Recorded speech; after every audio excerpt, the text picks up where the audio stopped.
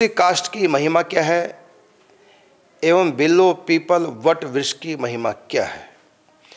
तुलसी काष्ठ की महिमा क्या है। स्त्री के लिए मंगलसूत्र की जो महिमा है, भगत के लिए, वैष्णव के लिए वही तुलसी कंठी की महिमा है। ये गुरु प्रदत्त होती है कंठी। इसमें राधा कृष्ण दोनों का वास माना गया है।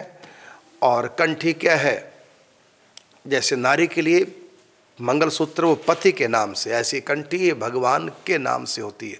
और महिमा इतनी है कंठी की, जिसके गले में गुरु प्रदत्त कंठी होती है, मंत्र से अभिमंत्रित करके संप्रदाय की कंठी जिसको पहना दी गई है, चाहे वो महापापी भी क्यों ना हो। यदि आज ही उसकी मृत्यु आ जाए तो यमदूत उसके तन को और उसके सूक्ष्म देह को छू नहीं सकते, क्योंकि गुरु प्रदत्त कंठी उसके कंठ में आ गई है। इससे अधिक और क्या महिमा होगी। गुरु प्रदत्त कंठी जिसके पास है, कोई भी भूत प्रेत उसकी हानि नहीं कर सकता।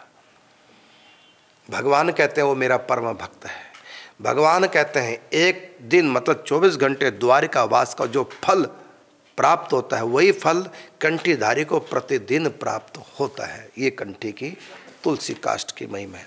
और तुलसी काष्ठ चिता में चली जाए तो यदि यमदूत उसकी आत्मा को, उसके सूक्ष्म देह को ले जा रहे हैं नर की तरफ, तो उसकी चिता में कंठी तुलसी पड़ते ही, तुलसी काष्ठ पड़ते ही यमदूत छोड़ देते हैं।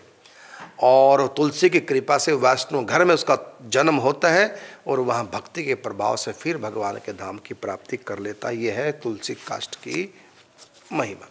और तुलसी काष्ठ की लकड़ी से कोई भोजन बनाता है, उस भोजन को भगवान बड़े प्रेम से ग्रहण करते हैं। ये है तुलसी काष्ठ की महिमा। इसी प्रकार बिल्व की महिमा, बिल्व में ब्रह्मा विष्णु में सुन के त्रिदेव निवास होता है। तुलसी उसमें बिल्व पत्रों में, तीनों में ब्रह्मा विष्णु महेश। आपने देखा होगा बिल्व पत्र में 3 पत्र एक साथ होते हैं, तो तीनों में ब्रह्मा विष्णु महेश का, और पूरे वृक्ष में भगवान शिव का स्वरूप माना गया है। तो बेल पत्रों से भगवान की पूजा करने से भगवान शिव बहुत संतुष्ट होते हैं। इसी प्रकार पीपल में भी भगवान का निवास है।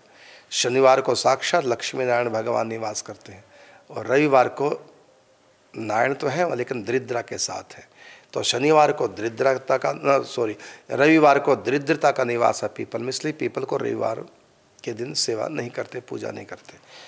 और पीपल में भगवान नारायण का निवास है, और उनकी शाखाओं में देवताओं का निवास है, उनके पत्तों में ऋचाओं का वेद मंत्रों की शक्ति निवास करती है। तो पीपल साक्षात भगवान का स्वरूप है। और अश्वत्थ कहा गया है संस्कृत में, तो वृक्षों में अश्वत्थ मैं ही हूँ, ये भगवान ने गीता में बात कही है। तो भगवान का स्वरूप है।